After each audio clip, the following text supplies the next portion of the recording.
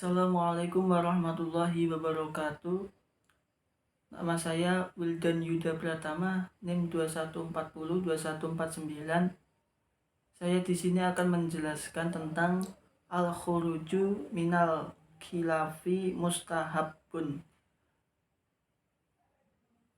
Untuk memenuhi tugas UAS mata kuliah Qawaid Fiqhiyah dengan dosen pengampu Bapak Ali Nur Rafiq STHIMAD.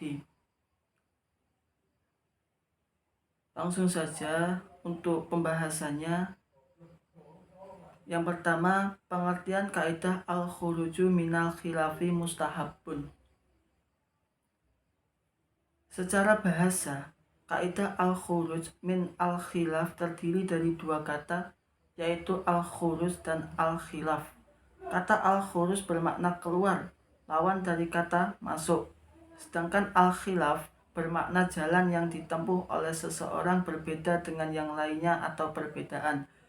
Khilaf dapat mengambil bentuk khilaf tanawwu, adalah perbedaan-perbedaan yang tidak saling mengingkari. Sebagai contoh dalam buang hajat menghadap kiblat, sebagian ulama melarangnya secara mutlak. Sebagian lagi membedakan ketika dalam kondisi tertutup atau di toilet dengan kondisi di lapangan luas. Pendapat-pendapatan ini keduanya punya dalil. Sebagian ulama mengartikan dan memahami kaidah al-khuruju min al-khilaf dengan seorang mengamalkan suatu pendapat mujtahid lain yang berbeda dengannya karena adanya suatu tuntutan. Maksud dari pengertian tersebut adalah dengan al-khuruj min al-khilaf dapat menjalankan sikap kehati-hatian dalam hukum syarak, baik dengan mengerjakan persoalan yang terjadi karena suatu perbedaan pendapat ulama dalam menetapkan keharusannya maupun meninggalkan perbuatan yang terjadi perbedaan pendapat ulama dalam menetapkan keharamannya. Para ulama menyatakan beberapa istilah yang sama untuk al-khuruj min al-khilaf seperti mura'at al-khilaf atau menjaga perbedaan, dan karohat al-khilaf atau tidak menyukai perbedaan dengan maksud yang sama. Tetapi dibanding karohat al-khilaf, istilah mura'at al-khilaf lebih terkenal penggunaannya sebagaimana al-khuruju min al-khilaf. Kedua kata ini dipahami sama oleh umumnya ulama karena kaidah menghindari perbedaan pendapat merupakan pemeliharaan perbedaan pendapat itu sendiri.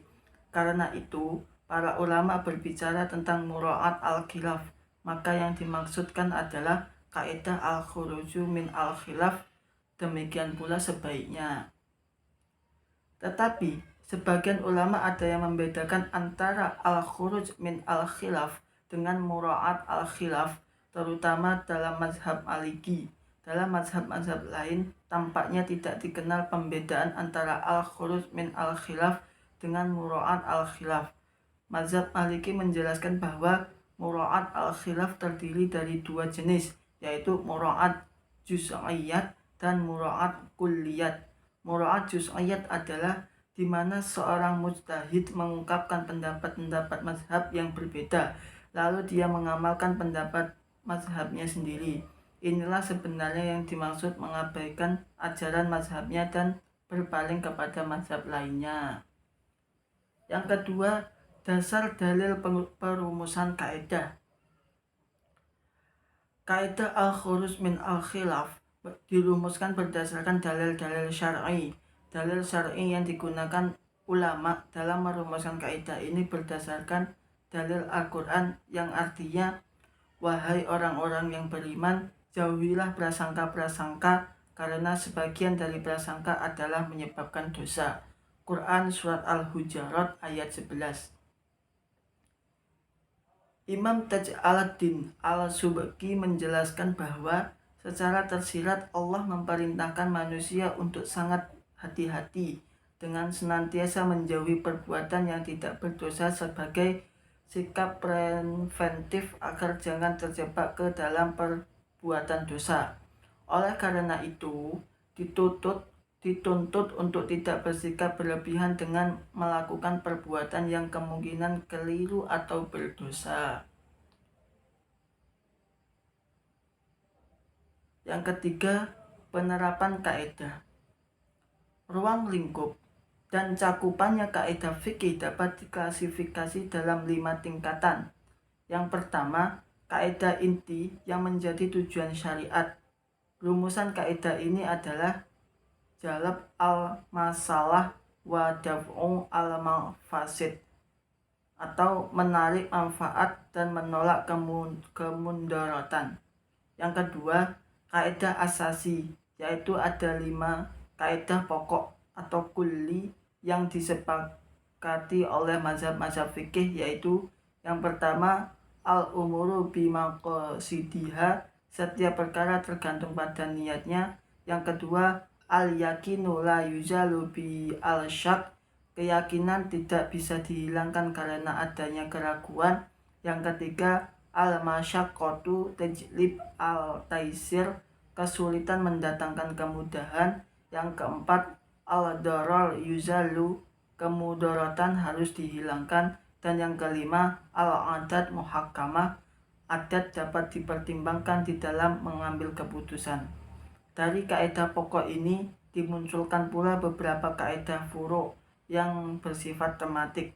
Ketiga, kaidah-kaidah fikih yang umum, yaitu kaidah-kaidah yang meliputi berbagai cabang ilmu fikih. Keempat, kaidah khusus, yaitu kaidah-kaidah yang berlaku hanya dalam cabang-cabang fikih tertentu. Kelima, kaidah tafsiliyah, yaitu kaidah-kaidah yang hanya berlaku dalam bab-bab tertentu dari salah satu fikih tertentu pula.